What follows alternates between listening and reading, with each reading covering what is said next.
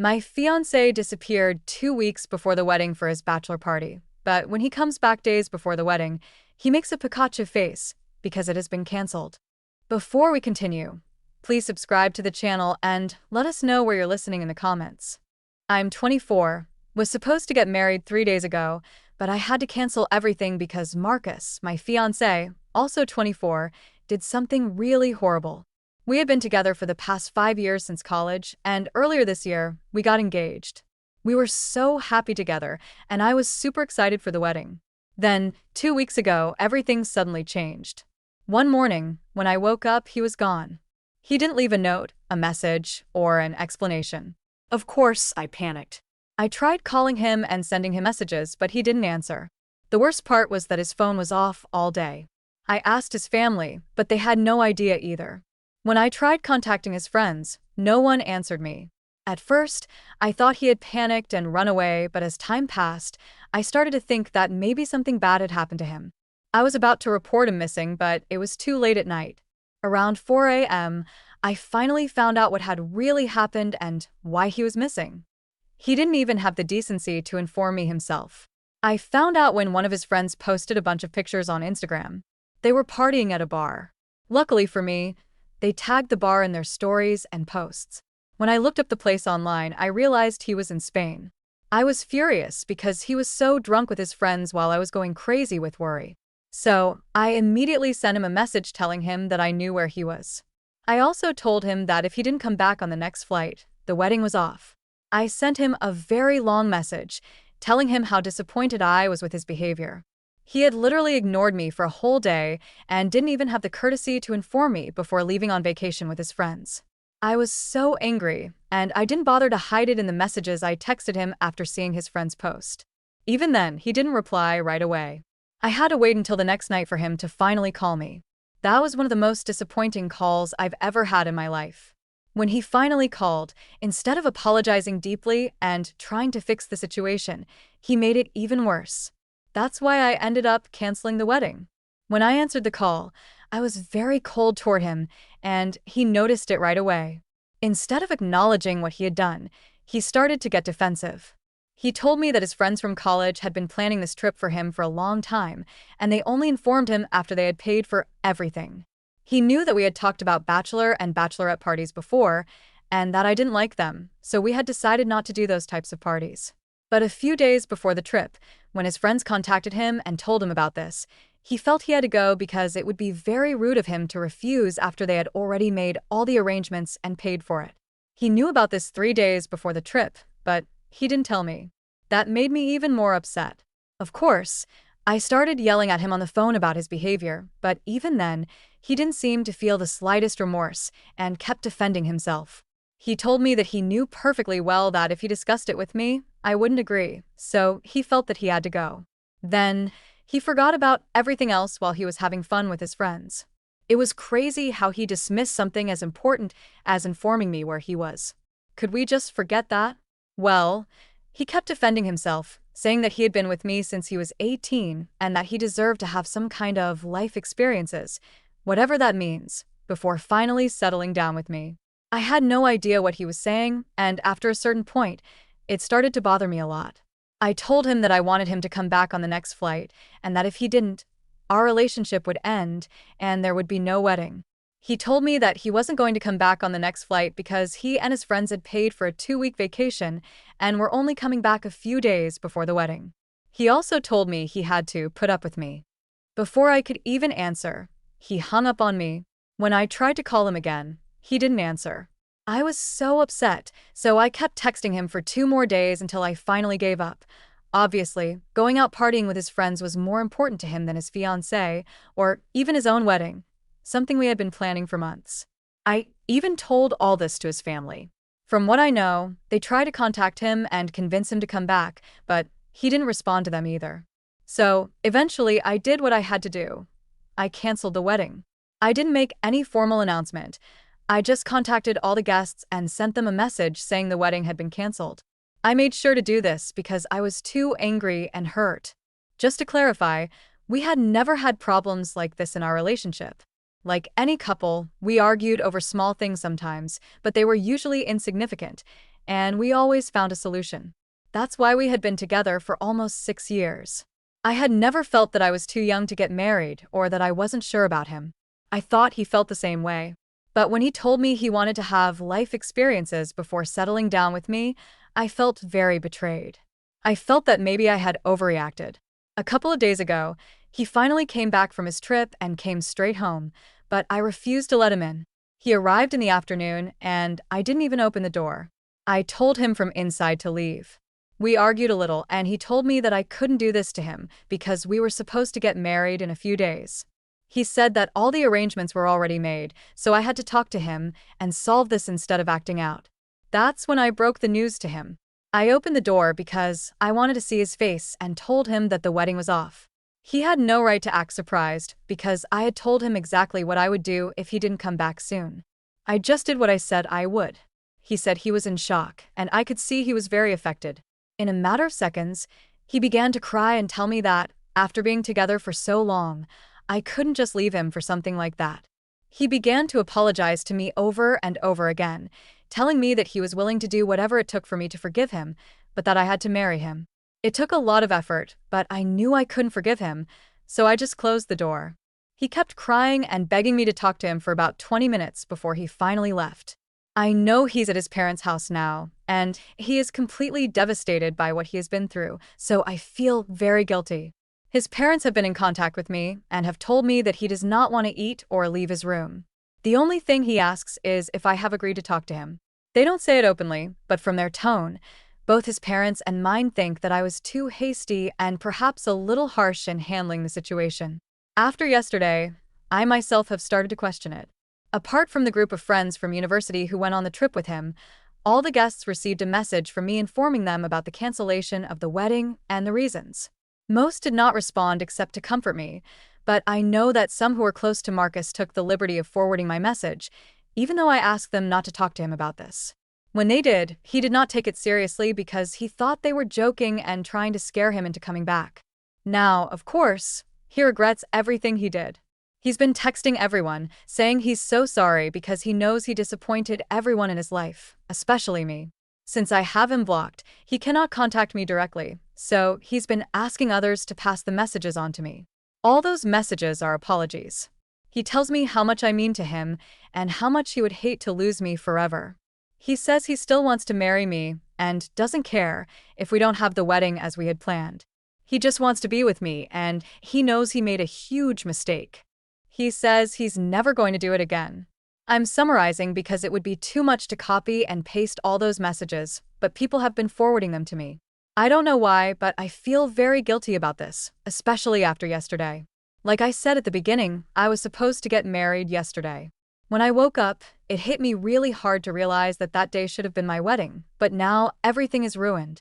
A relationship of almost 6 years just ended out of nowhere. Of course, something like that is very difficult to accept. On top of that, I had a lot of people flooding my phone with messages of consolation. Some still sent me apologies from Marcus, and most of them just didn't have anything useful to add to the conversation. They would write me random messages just to say hi or something like that, but I felt so empty. I felt like my whole world had turned upside down in a matter of days, which, in fact, had happened.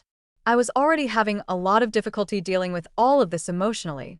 I decided that I was going to try to talk to my parents to clear my thoughts, but when I went to see them, I noticed that they were also very affected. They were quite emotionally involved in all this. Naturally, Marcus and I had been together for almost 6 years and had practically grown up together since we were 19, so it's a big blow to everyone involved. I thought my parents were going to comfort me and tell me I did the right thing, but instead, when I tried to talk to them about what was going on, at first they didn't say anything. They finally told me they didn't think I had done the right thing.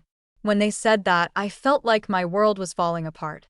I was already having so many doubts about what I had done, and my parents, of all people, saying they weren't okay with what happened was the last thing I needed to hear. Ever since then, I've been in a very strange state of mind, and I can't stop questioning myself. I haven't even found the energy or mental capacity to talk to my friends about this. I finally found this place, and I don't know who else to turn to at this point. I really need completely unbiased opinions because I'm so lost. So, Am I the bad guy for canceling my wedding after my fiancé went to an impromptu bachelor party 2 weeks before our wedding and refused to come back when I asked? Update 1. Thanks to everyone who commented on my post. It's been 4 days since I wrote, and I've been reflecting a lot on what's happened and what you've written to me. I've really read and considered your responses. I talked to my parents about what they said, and I told them it really hurt me. I didn't think it was fair that they weren't on my side and didn't comfort me. Instead, they made me feel like I was the bad one and that I had overreacted. After sharing my story here, almost everyone in the comments was outraged on my behalf, so I really don't think I did anything wrong. My parents should be the first to understand this. They listened to me when I spoke to them, but they still didn't seem to understand. They told me that they had only said what they felt, and that's the problem. I can't understand how they feel that I'm the one who is wrong here. My fiancé literally went on vacation with his friends without even informing me and then refused to come back when I asked him to. I think that's a big problem. It's not like I didn't warn him of the consequences. I told him I was going to cancel the wedding if he didn't do what I asked him to do. I don't even think my demands were that unreasonable, especially considering we were supposed to get married. After all this, how can I be wrong? It's baffling to me that my parents don't seem to get it. They keep telling me they understand I'm upset, but it's still a very petty reason to call off a wedding and end a relationship of almost 6 years. It wasn't easy for me to do, and the least they could do is be supportive. But it seems like they are not even willing to do that. I have tried to talk to them about this a couple of times, and each time we end up fighting. Now, I don't think I will continue trying to talk to them or make them understand my point of view. If they don't understand it, I don't think I can do anything more. They can keep thinking that I'm the bad guy here, but I know what I did and why I had to do it. Life has already become very difficult for me in the last few weeks, so I don't need them to contribute to that. Besides them, I've also had to talk to a couple more people, mainly friends who are forwarding me all the messages that Marcus asked them to send me. As politely as I could, I explained to them that I was already going through a very difficult time and didn't need them to keep sending me the messages Marcus wanted them to. It was just making everything harder for me emotionally. I asked them to stop sending me those messages because I didn't want to read them. I don't even care if I seem insensitive or whatever. I just wanted this whole situation to stop. All those messages started to make me feel like I'm forced to talk or meet Marcus, and I'm not ready for that. I'll do it at my own pace, not just because people send me messages from him and pressure me. After that, most people stopped doing it and told me they were really sorry for forwarding the messages. They said they felt bad for Marcus, but would respect what I wanted and stay out of it. That was the majority of people, but a couple of mutual friends started attacking me after I sent them that message. They called me selfish and told me I was destroying a relationship just out of pride. These people have known me for quite some time, so if that's what they really think of me, I have nothing to say to them.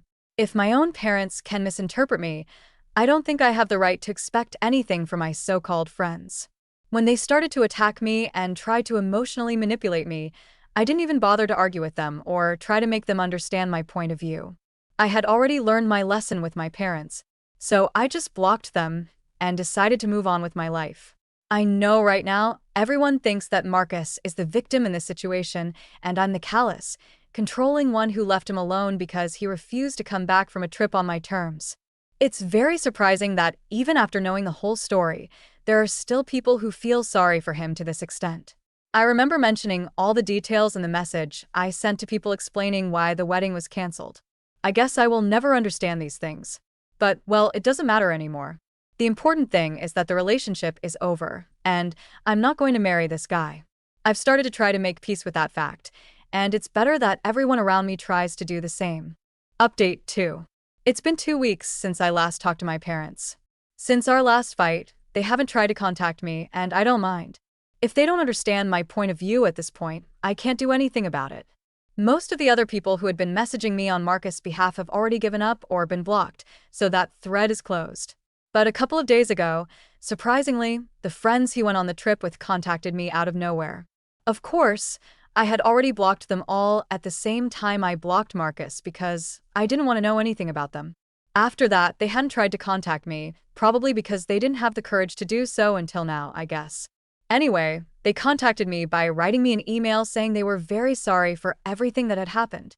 They said they realized they shouldn't have made such a hasty plan and involved Marcus. Instead, They said they probably should have given him some good advice instead of encouraging him to ignore what I'd told him and continue enjoying the holidays with them. I don't know if they were really apologizing or digging an even deeper grave for him. When I realized that they had actively encouraged him not to return when I asked him to and not to contact me, I felt even worse about the situation. I don't care what they said or did. I just found it very pathetic that Marcus, being an adult, let himself be influenced to end up in a situation like that. That's how he ended up ruining everything we had because of a stupid trip. He's not a teenager who had to give in to peer pressure.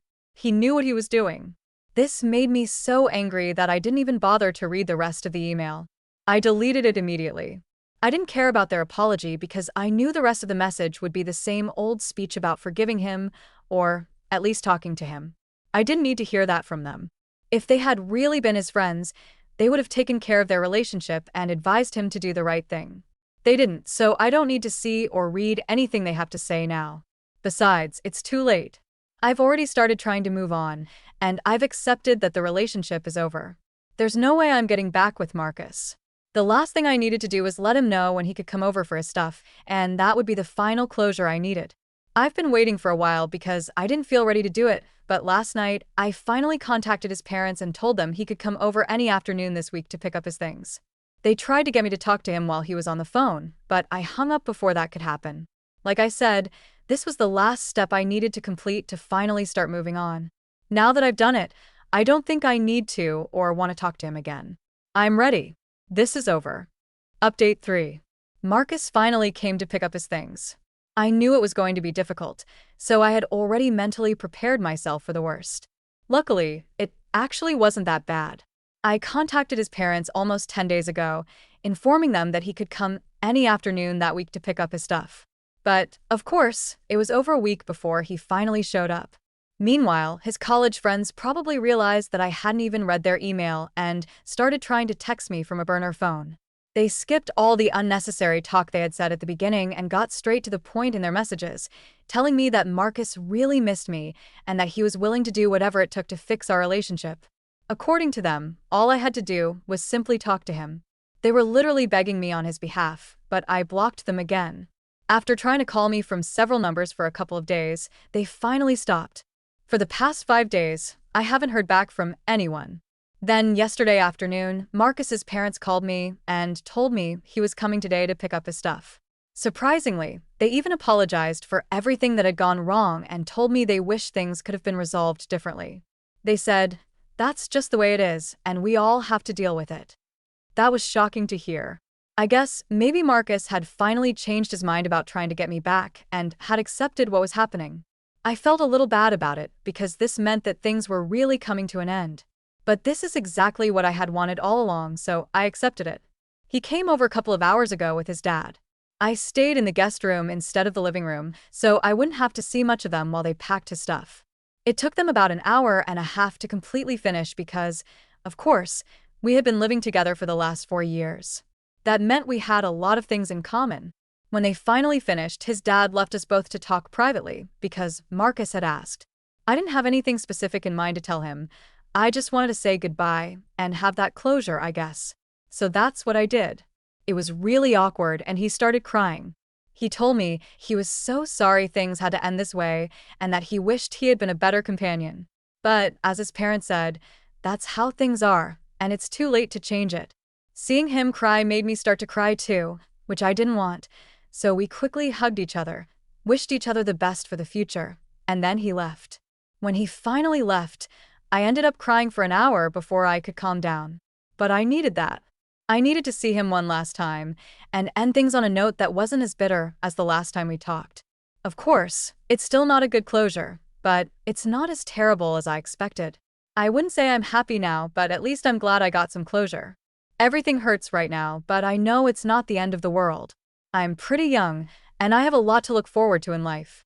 I guess I'm going to focus on my work, try to keep my mind off everything that went wrong, and just keep moving forward in general. Update 4. It feels very strange to post an update almost a year after when I was supposed to get married, but I didn't. Looking back, I think it was a good decision because I'm much better now.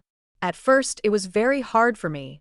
I wasn't on good terms with my parents, and, of course, The person I had practically decided to spend the rest of my life with was no longer in my life. My mental health really took a hit, but with the help of some good friends, I started to get back on track. I started going to the gym, working hard, and going out partying just as hard. I also started therapy a couple of months after the breakup. Since then, I've come a long way. Although I wouldn't say I'm completely healed, I'm definitely dealing with everything a lot better now. My parents and I still haven't talked. In fact, they've even blocked me everywhere. I guess they're too proud to admit that I made the right decision for me. But it's okay. I don't expect anything better from anyone anymore, and to be honest, I don't care anymore. Marcus and I hadn't talked either, and I had kept him blocked. But oddly enough, we met in a restaurant a couple of weeks ago. We hadn't seen each other in a long time, and it was very awkward because he was with his coworkers and I had gone with my friends. Honestly, I was considering leaving when he came up to my table and said hello. He made an effort to be nice to me, and I did too. It was a surprisingly pleasant interaction. That's why I'm writing this update right now, because I remembered how bad I was this time last year, but I now feel quite happy with the life I have. Update 5. I didn't know whether to do this update or not, since a lot of water has passed under the bridge, as they say. My wedding would have been more than 18 months ago, so it doesn't affect me as much anymore. Even if you haven't read my previous update, I met Marcus, and we had a cordial conversation. However, I have learned something, and I think it is good to share it here. I know there are people who follow these stories, so here goes. With Marcus, we still share a group of friends in common, not direct friends, because those who were on my side cut off contact with Marcus, and his friends cut off contact with me. Sometimes, friends are like children in divorces. They go with one parent or the other. But some of my friends are friends or acquaintances of his friends, and that is what has allowed me to know this information. Marcus was unfaithful to me at his bachelor party.